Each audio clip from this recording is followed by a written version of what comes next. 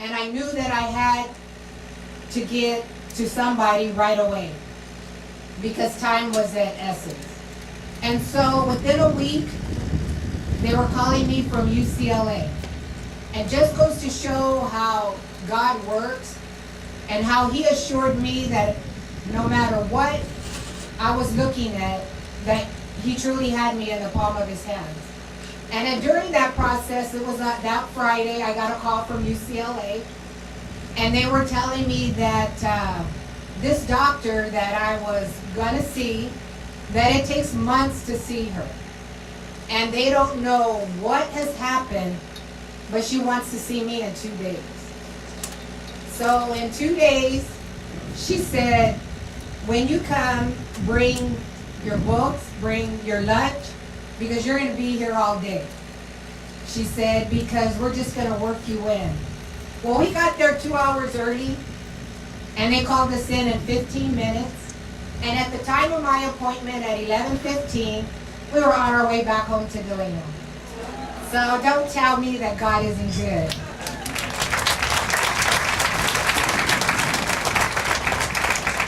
And during that process, we were at UCLA every week. I pray to God that I wouldn't be just a number, but I'd be a person. That I would touch the hearts of everybody that came in contact with me. And during that, I looked at myself as never seeing the mountain, never seeing the giant. Today, I don't even know the name of the cancer that I was dealing with. All I know, it's the one that you don't want to have.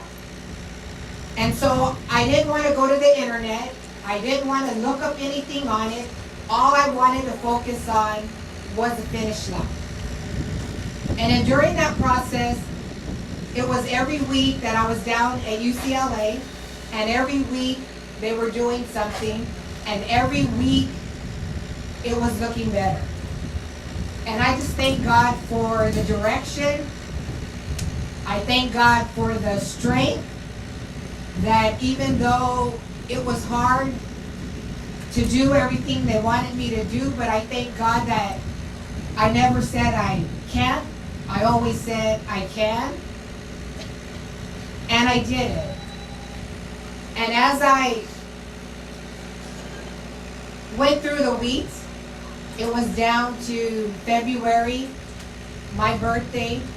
I was in surgery. I was having a biopsy of the tumor that was on my chest.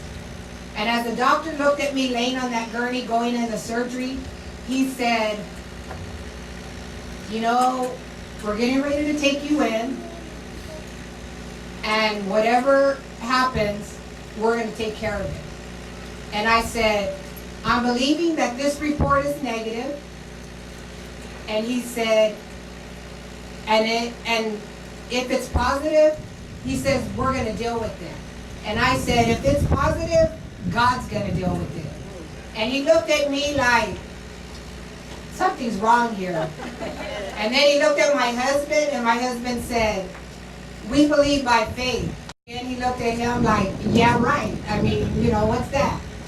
But we went in, and we came out, and the report was positive.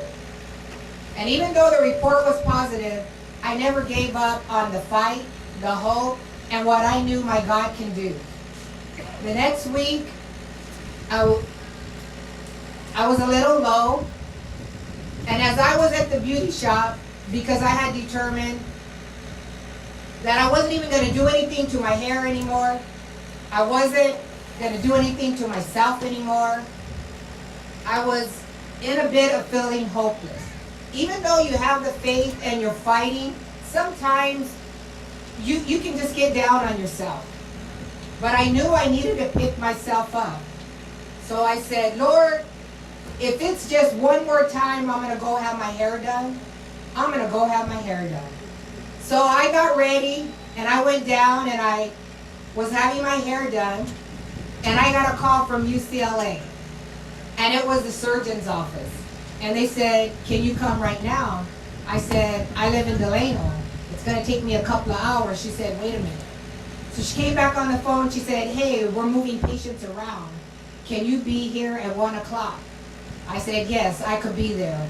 So I got my hair done, went to my appointment. I'll say I look very pretty. I had my husband take a picture of me when I was sitting in that doctor's office because my hair was just perfect. It was the way I wanted it to be.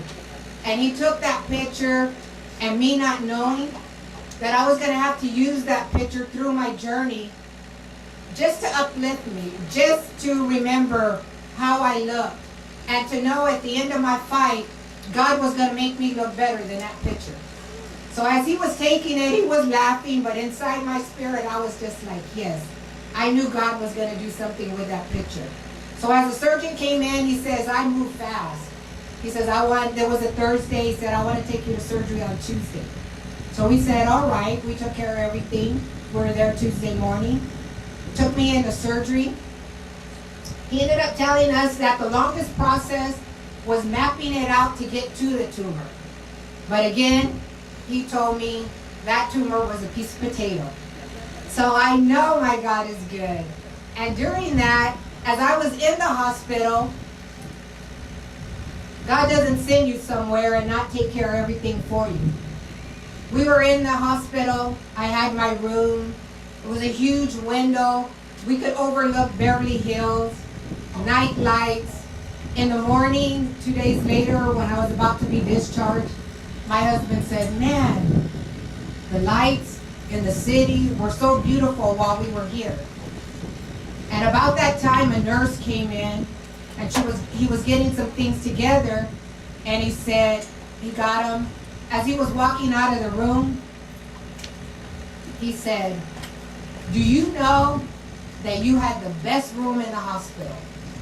Again, my God doesn't send us somewhere and not give us the best. If I had to stay there, he said, my child's going to have the best room in the house. And after that, we left. The next week, I had to have another surgery to go in, fix some things. And then after that, they told me I needed to get into chemo right away. So it was about 3 weeks later, we ended up back in Bakersfield. I had chemo. And that's where the fight began. I had no idea. But as I took that first treatment, things were fine. But the next morning, I was laying flat on my back in the bed, and I did not have the strength to get up. And I remember that day so clear. My grandson, this little one right here. I tell you, when you're in the fight, you find anything to hang on to. Whatever is going to give you the zeal, the fight, the will to lead. He was the first one I seen when I woke up that morning. And the first thing he said to me was, Gigi, are you okay? I said, Bubba, no. And he said, Papa! You need to come help Gigi. Gigi needs help. And my husband came in, and I was laying there. And at that second, I looked in the eyes of my grandson, and I knew I had to fight for him. I knew that if this what life had to throw our way, that God didn't give us my grandson to raise and for me to lead. I know my daughter was looking down upon me and entrusting me that, Mom, you could do this. And it was very difficult, very difficult. I couldn't get up, I couldn't move. Basically, I was paralyzed. But I said, after looking in his eyes, Lord, I'm going to get up out of this bed. So I got up.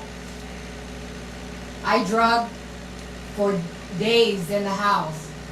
And I was like, oh Lord, what am I going to do? And at that moment, I knew I needed to fight.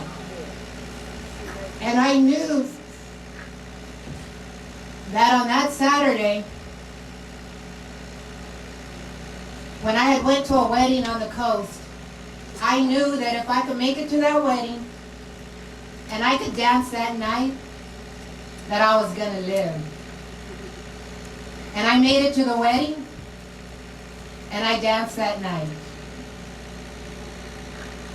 And after, I had about 5 more treatments of chemo.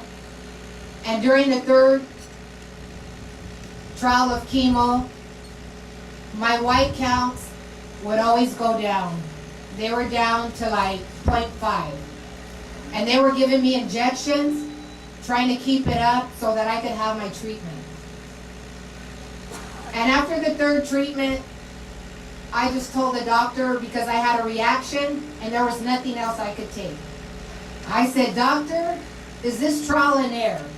And he said, "Yes, it is." I said, "Okay, I want to just let my body heal itself."